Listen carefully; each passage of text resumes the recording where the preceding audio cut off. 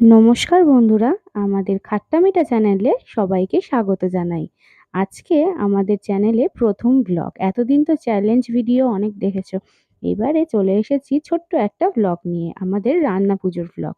আমাদের বাড়িতে রান্না পুজো আছে যেহেতু, তাই জন্য সকাল থেকে বলতে আমরা বিকেল থেকেই তোড়জোড় করতে শুরু করে দিয়েছি। আর এদিকে দেখতে পাচ্ছ দিদি আর কাকি শাশুড়ি দুজনে মিলেই কচু কাটছে।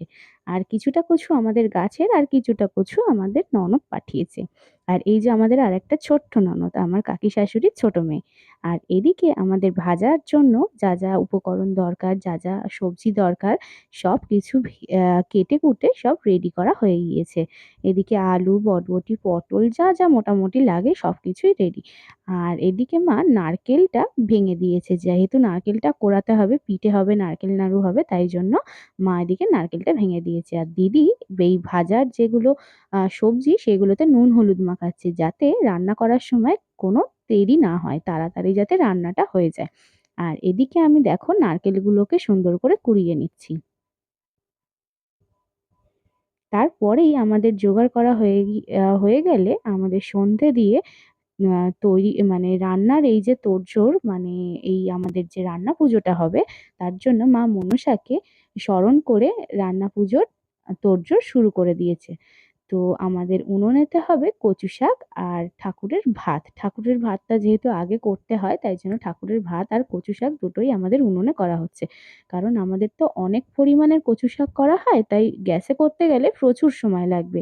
তাই আমাদের এই উনুনেতেই এই কচু শাকটা করা হচ্ছে। আর বাদবাকি অনেক রান্নাই হবে কিন্তু আমাদের গ্যাসে।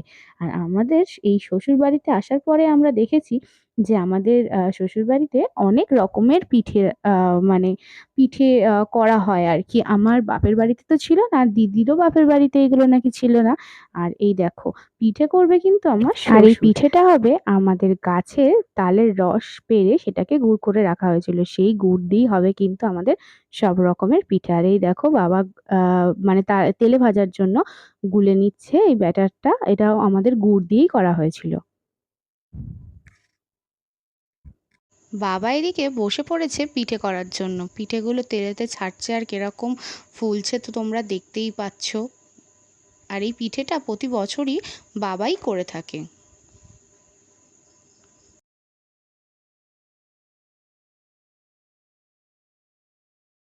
এদিকে বাবার সাথে সহযোগিতা করতে কিন্তু বসে গেছি আমি। এখানে বাবা তেলেতে সব পিঠেগুলো ছাড়ছিল, আর আমি ভালো করে ভেজে ভেজে তুলছিলাম। আর আরেকদিকে গ্যাসেতে হচ্ছিল ভাজাভুজি। এদিকে আলু ভাজা, ঢেঁড়স ভাজা, বরবটি ভাজা, মানে মোটামুটি যা যা ভাজা আর কি হয়, মাছ ভাজা হবে, সেগুলো সব করছিল দিদি। আর এদিকে আমরা করছিলাম পিঠে, আর মা ওদিকে করছিল কচু শাক। আর দেখো আমাদের বাড়ির ছোট্ট সদস্য, ছোট্ট ক্ষুদে সদস্য চলে এসেছে আমাদের সাথে রান্না করতে। সে নাকি আমাদের রান্না করে খাওয়াবে। এই রান্না পুজো ওর মানে জন্মের পরে এই ১ম হচ্ছে তার রান্না পুজো। তো রান্না পুজোটাকে ও কিন্তু খুব ভালোভাবে এনজয় করেছে। আমরা যতক্ষণ জেগেছিলাম ততক্ষণ কিন্তু ওও জেগেছিল। তো চলে আসলাম একেবারে পরের দিন। আমাদের এই যে যা, যা আগের দিন রাত্রিবেলা রান্না হয়েছে সেইগুলোকেই এবারে মানে মা মনসাকে উৎসর্গ করে পুজো করতে হবে। তারপরেই কিন্তু আমরা পান্না শুরু করব। আমাদের রান্না পুজোর পরের দিন হয় কিন্তু পান্না। এটাকে অনেকে পান্না বলে, আবার অনেকে বলে অরন্ধন। অরন্ধন বলার কারণ হচ্ছে এই দিন কোনো রান্না হয় না বাড়িতে। কোনো উনুন জ্বালানো যায় না, কোনো গ্যাসও জ্বালানো যায় না। তাই জন্যই আ আগের দিন যে রান্নাটা করা হয় সেই রান্নাটাই খাওয়া হয় পরের দিন।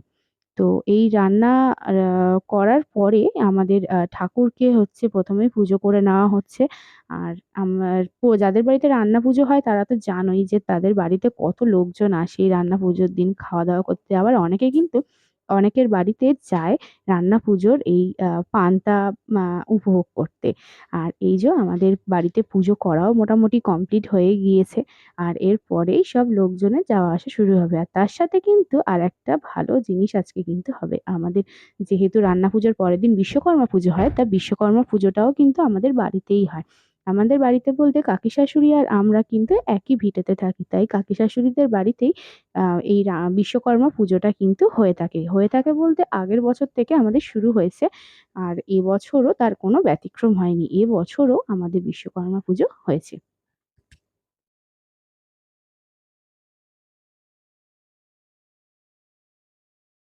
তারপরে আমি আমার গোপু সোনাকে খাওয়া দিয়ে দিয়েছি। আর আজকে খুব সুন্দর একটা জামা পরিয়ে সব্বাইকে সাজিয়ে দিয়েছি। আর গপুকেও সাজিয়ে দিয়েছি। যেহেতু আজকে বিশ্বকর্মা পুজো তার সাথে অরন্ধন, তাই জন্য ভাবলাম যে ও কেন বাদ যাবে? ওকেও একটু সুন্দর করে সাজিয়ে দিই। আর এই তারপরে আমার কাকি শাশুড়ির বাড়িতে শুরু হয়ে গিয়েছে বিশ্বকর্মা পুজো। এখানে আমাদের অঞ্জলি দেওয়া হচ্ছিল। ব্রাহ্মণও চলে এসেছে। আমাদের ব্রাহ্মণ এসেছে প্রায় ২ টোর দিকে। আর এই দেখো এখানে হচ্ছে হোম। হোম এত সুন্দর করেন আমাদের ব্রাহ্মণ, যে মানে মানে হোমের শিখাটা এত সুন্দর ওঠে যে আমি আগে কখনোই দেখিনি যে এত সুন্দর হোমের শিখা তুলতে। আমাদের এই ছোট্ট ভ্লগটা যদি সবার ভালো লেগে থাকে তাহলে একটা লাইক, একটা কমেন্ট আর শেয়ার করে আমাদের পাশে থাকবে। আর অবশ্যই যারা এখনো সাবস্ক্রাইব করোনি তারা অবশ্যই সাবস্ক্রাইব করে নিও। আমাদের এই চ্যানেলেতে নতুন অনেক ভিডিও আসতে থাকে। তো আমাদের সবাই সাপোর্ট করো। যেহেতু আমরা নতুন তাই আমাদের সাপোর্টটা খুবই প্রয়োজন। তোমরা সাপোর্ট করতে থাকো এভাবেই। আর আমরা নতুন কোনো ভিডিও নিয়ে চলে আসবো এই চ্যানেলেতে।